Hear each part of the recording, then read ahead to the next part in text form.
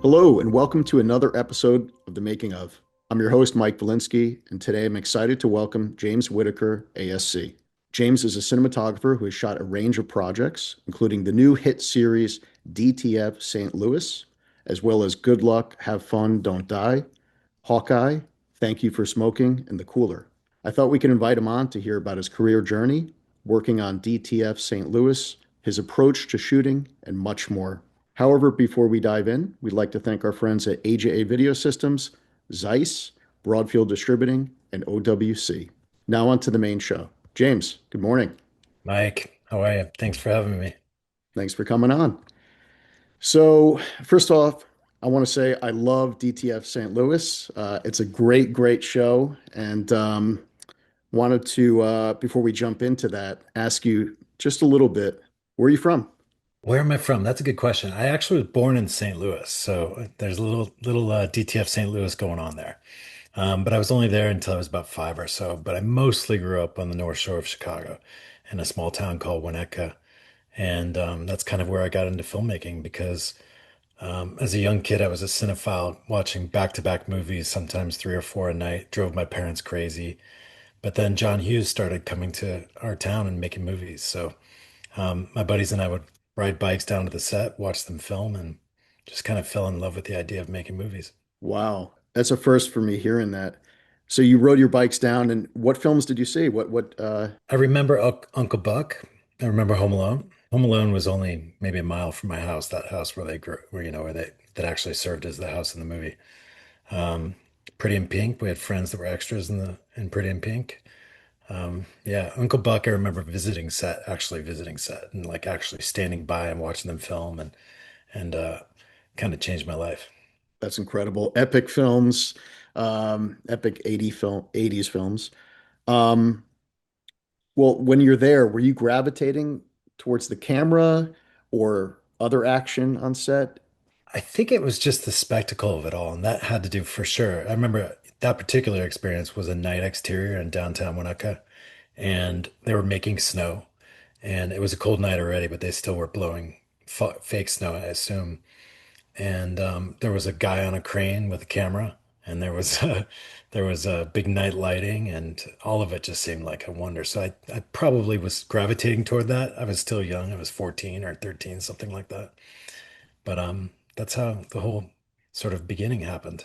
Amazing. And as far as watching films as a kid, I did the same. Maybe not three, four a day, but what films were you watching as a kid that really inspired you? A lot of dark horror. Like I loved, the Friday the 13th movies. I loved Halloween movies. I loved, Texas Chainsaw Massacre. And um, there was a great movie that Peter Medic directed called The Changeling that was just the scariest thing in the world. But I was watching everything. Love action movies.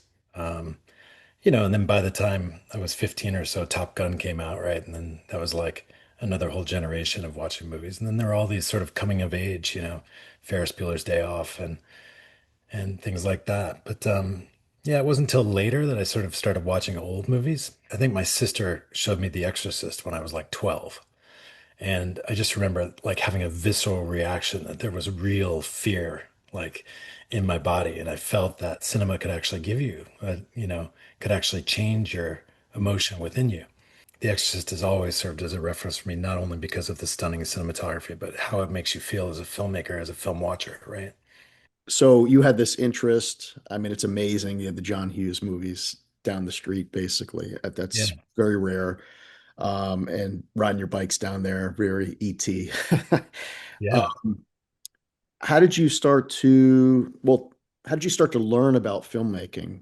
I started taking photography classes in high school. Um, And then when I went to college, I actually didn't know quite how to get into filmmaking. I didn't even really realize that the school I was at, which was called Denison University for college, had a film program. For some reason, I just didn't even look into it. It was a tiny little film cinema program.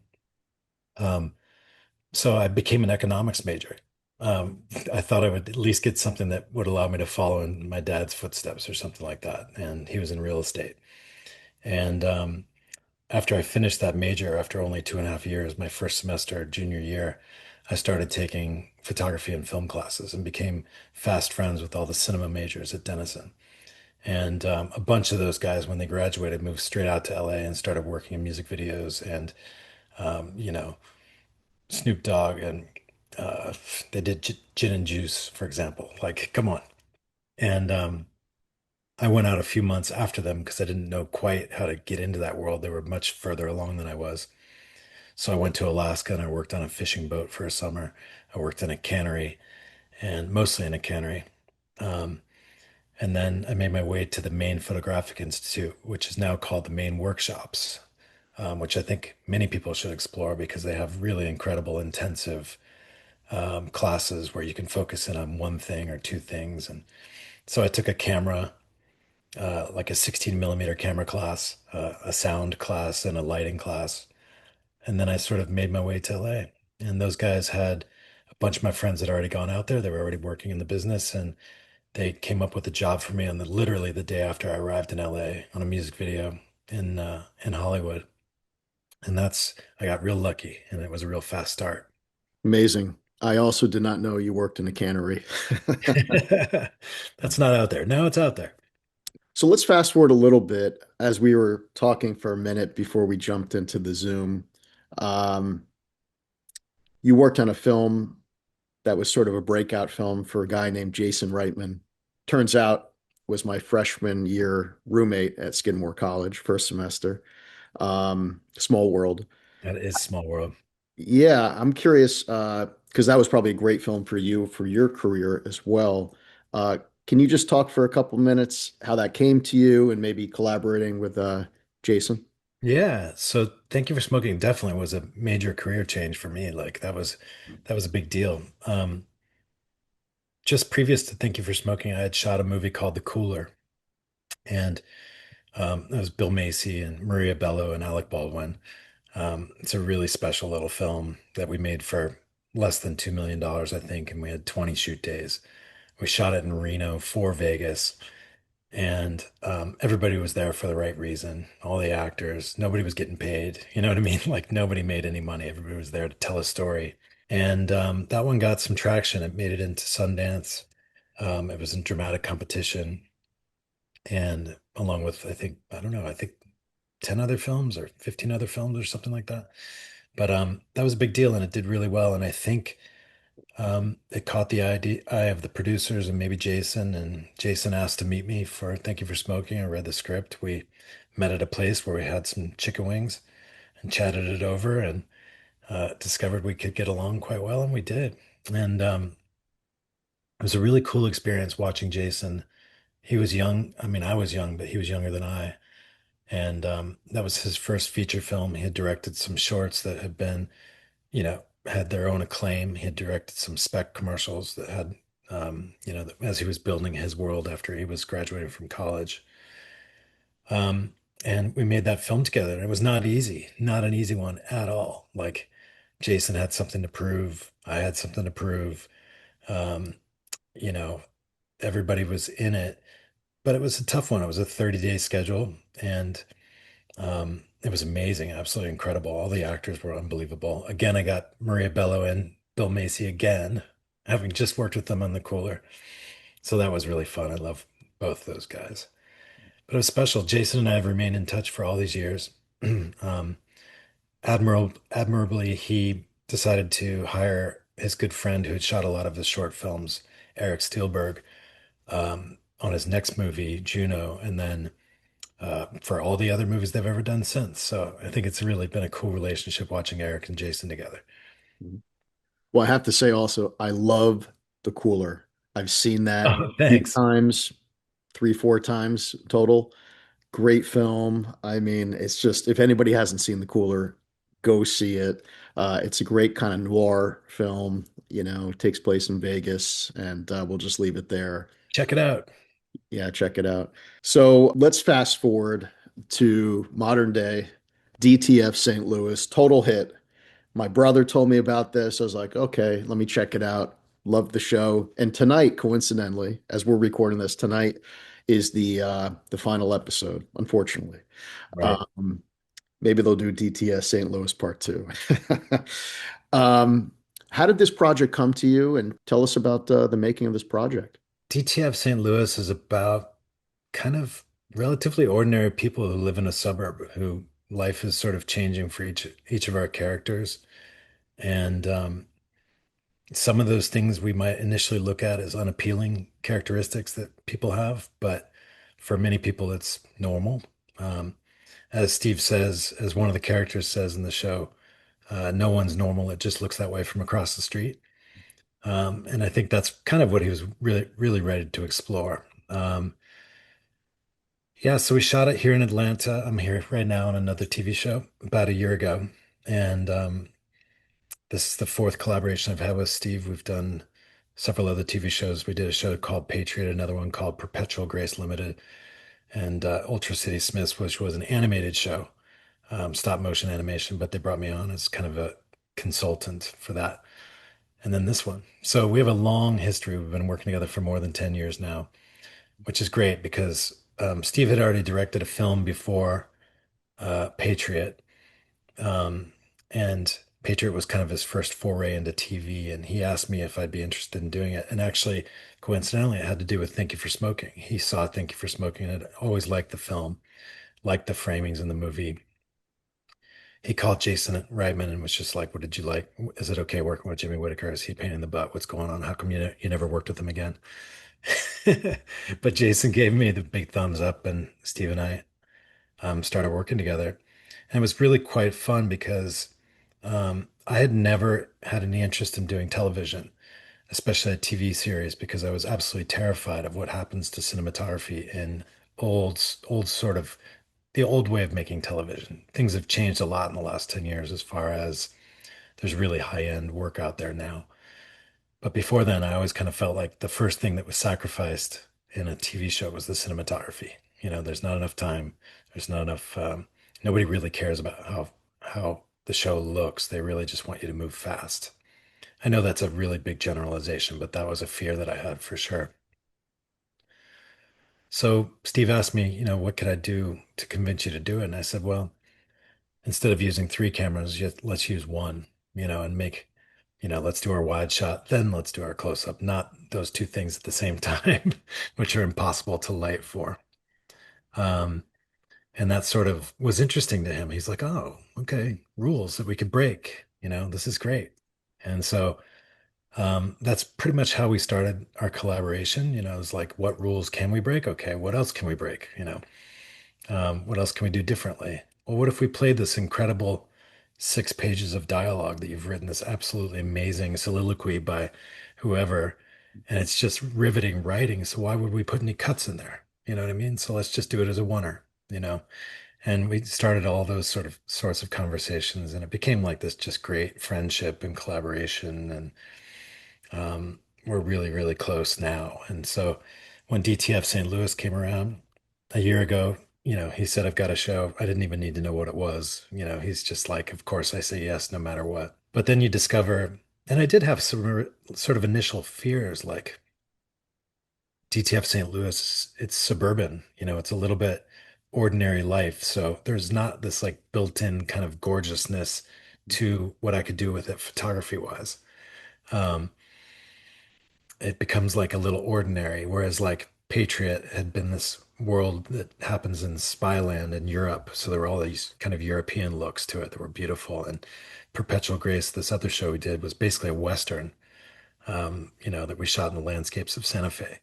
So it was just stunning right off the bat. So it was a little like, what am I going to be able to bring to this show to to elevate, this tension that's happening between all of these characters as they're starting to get to know each other. Um, Yeah, but again, it's like I knew as soon as Steve reeled me in, dragged me in, like we were going to start figuring out how to break this apart and come up with something interesting. I mean, the show has so many interesting angles, the composition, probably the lensing, the lighting. I mean, it's really, I grew up in small town Connecticut, so it might as well be the same thing, the suburban streets and the houses and the front yards and all that, right? It's Exactly. Yeah. probably not that much different, but you made it really interesting visually. So let's geek out for a second. Uh, Yeah. What did you shoot it on? Cameras, lenses, maybe lights, and beyond? Sure. Well, this was fun. So yeah, I really wanted to explore. We shot on the Alexa 265, which is a new large format camera from Arri that came out literally right at the beginning of our show. A couple other shows, James Laxton on Beef and my friend Polly Morgan on her movie. They got cameras, but they were already sort of starting production. Um, I was pushing Ari so hard to please give me two or three of these cameras right off the bat. I wanted to be the first show that shot start to finish with that camera, and I think we were. Um, so that's pretty cool. But yeah, I'd always wanted to explore that large format sensor, that really huge 65 millimeter sensor. Um, and mostly not because so much of the narrow depth of field that it gives you, and it does give you a narrow depth of field, but the thing I really love about it is it really brings in on the edges all of the flaws of the lenses. So if you get a Super 35 sensor, your sensor's this big and you're using the sweet part of the glass. Um, as the sensor gets bigger, you start using more and more of the edges of the glass, which have more flaws usually. And so that, along with the fact that we were using these lenses called prime DNAs from Arri, basically our old Hasselblad lenses that were rehoused. They now have a bunch more, but yeah, a lot of old photography elements put into new housings. So yeah, that sort of old found vintage still photography glass that has tons of different characteristics to it was what I was really interested in. And what about lighting? As we know, pretty important. So, can you share a little bit about how you lit this beautiful show? Yeah, interestingly enough, it's almost all LED now. It's we use some HMIs, some tungsten units, but I really have fallen in love with how quickly we can move by using LED lights. And just having every single lighting unit on your set put into the programmer's board, and in 2 seconds you can have it dimmed, to half its power or a quarter of its, original power, and move it from, you know, 2800 to 3200 Kelvin very quickly, or go full blue, whatever you want, and full RGB. All that has just made it just so it's so fast and really interesting because I tend to do some pretty dramatic LUTs. Like I put a LUT in the camera that's very strong. This one was this show. I found I had this idea that maybe if the best street photographers in the world were in the neighborhoods, in the neighborhoods of Twyla, Missouri, catching this DTF St. Louis world. That was kind of my approach, right? It was like, okay, the best street photographers. Okay, cool. So I was scrolling through an Instagram and I found this photograph by this guy named Jean-Claude Deutsch. And it was a photograph of Sharon Tate sitting at Le Deux Margot in Paris in like 1967. And she just looked incredible in this like blue outfit she had on. And she's in the square, and there's some people in the background that are not paying attention. It was like one of these perfectly captured street photography stills. So I like that idea that we might be capturing a moment over and over again in this world. But also it was the quality. It was like the image was clearly shot on slide film. It had like really, really strong blacks and cool shadows and nice warm skin tones. And that became sort of the basis of the look of our show. Um, and so we strove for that. And I come up with these really strong LUTs that have very strong blacks and, have a slight cool hue to them. It might have a slightly rolled off highlight that goes slightly warm. And that's our base look. But it is complicating the color that happens on set. So to have lights that are dimmable and you can change the color temperature of them very quickly is really quite important to me because you walk into one of our film sets and it won't look like it does. You might think, if you're looking at the image on the monitor with the LUT and everything applied, and you've changed the color temperature to 2600 and you've put in full green, and you're like, yeah, this looks absolutely perfect on the image. This is exactly what it should be. And then you walk in on set and you're like, what is going on in here? Why are these lights so green? And why is that one so magenta? And it's like, it's because we have some mixing going on. And, that's kind of the magic we're trying to create as we're telling these stories. So, you don't miss the olden days of what putting gels on lights or I don't really miss the olden days of putting gels on lights. I do miss using those beautiful tungsten lights more and more. I'll probably go back to doing that sometime soon. There's nothing like 20K or a T12 or a big eye tenor. The quality that comes out of those lights are just gorgeous. But yeah, as far as like cutting gels and taking the time and guys on ladders and all of that. Um, Not that there aren't guys on ladders. Everybody's working very hard still, but you know what I mean. Yeah. Well, let me ask a question on that because obviously lighting now is incredible, and there's a lot of companies. If you could tell us what you might have used specifically, type of brand as well. Um, but the vintage lights, we'll call them. What is the quality to your expert eye? Just like an inherent warmth, especially in the tungsten world. It's hard to recreate in the LED world. Sure, you can get there, but um, yeah, it's also like a hard light that's actually not that hard. You know what I mean? So you use a Fresnel directly above a lens I could put a big eye tenor directly above the lens here and point it at someone's face, and it will be just stunning right off the bat. And yes, you might want to put a piece of diffusion in front of it or not. Like, Harris Savitas, I worked with him when he was doing commercials with Tina Turner. Um, and he would put those lights directly above the lens for Tina without any sort of diffusion. And it just looks stunning. Black and white photography. And there's something about those qualities.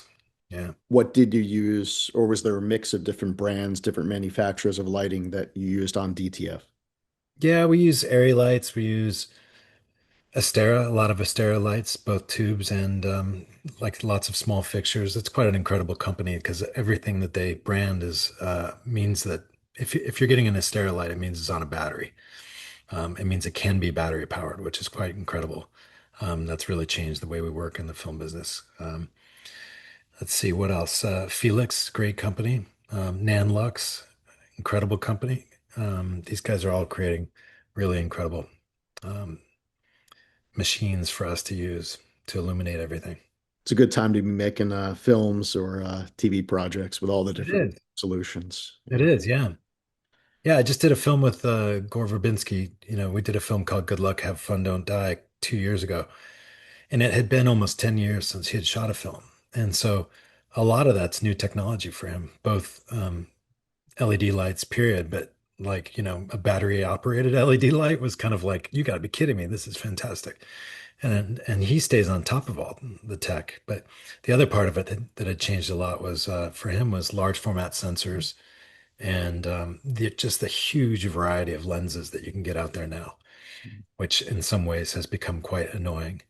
But it's basically because all of us as cinematographers, as we were handed digital sensors, basically forced to use digital sensors, um, we needed to look for different ways to find imperfection. It used to be the film stock and the way you process the film stock, the way you underexposed or overexposed, and when those things went away with digital, uh, the idea of getting really funky glass to add characteristics became the new thing. So now there's hundreds of different kinds of lenses out there, and every single project I start up, I find myself like trying 30 different kinds of lenses again, trying to show the director why I like these lenses, and it's quite a process. What did you find was one of the biggest challenges on DTF St. Louis? Um, that's a really good question. You may have to come back to me on that one. There actually weren't a ton of challenges except for kind of the day-to-day, making a day. But like we had enough time, we had enough money, we had HBO behind us who took really good care of us. It's so great to be with a studio who will actually help us have our show be seen, which is fantastic.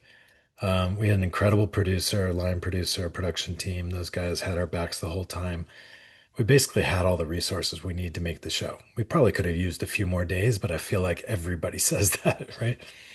Um, so as far as challenges, there's kind of the only challenges going on when you're making a show that long is that you're dealing with life too, right?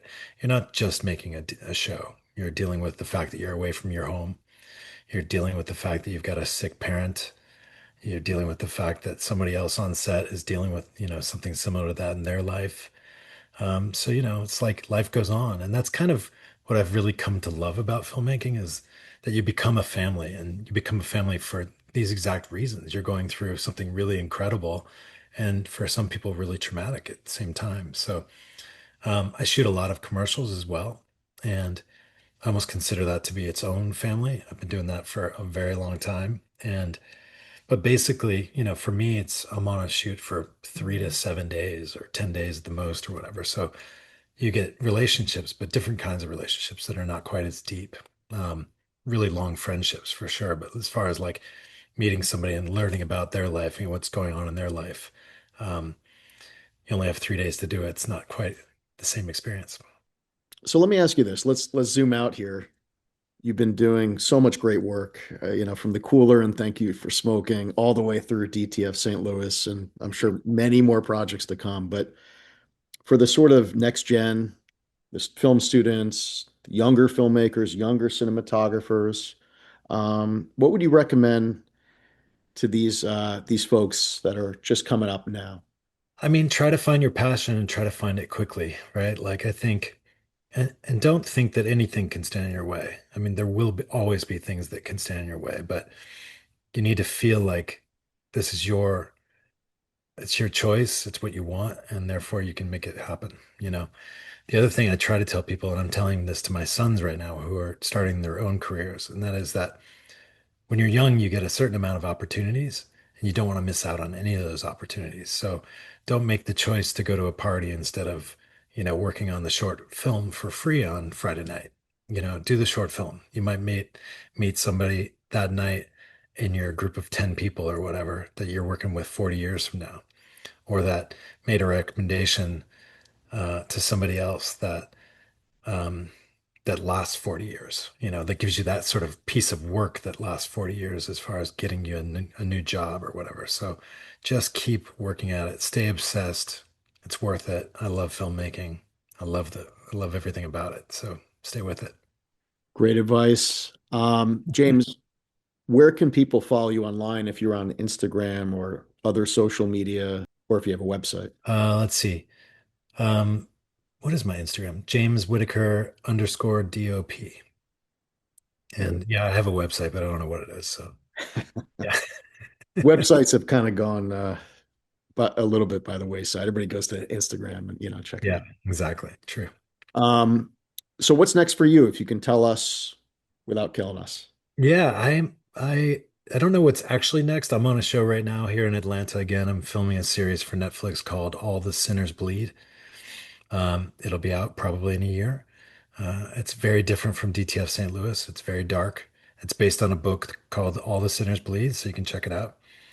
Um, yeah, that's kind of me. And who are the producers of that project? This is a show that's being produced by the Obama's company, which is Higher Ground, and Steven Spielberg's company, Amblin Entertainment. I thought we should get that in there. It doesn't get really bigger than that. So, Or Netflix. Yeah. or Netflix, but icons in the either political sphere, now also entertainment, or Mr. Spielberg. Yeah, Um, right. So, James, I just want to thank you for coming on today. This is an awesome chat. Loving the new show. Love a lot of your old films. I've seen many times. Really enjoyed those and look forward to your upcoming work. Nice to meet you. And thanks for coming on the show. Thanks very much, Mike. Enjoy the finale tonight. I will. And also thanks to our friends at AJA, Broadfield, OWC, and Zeiss for their continued support. We'll see you all on the next episode.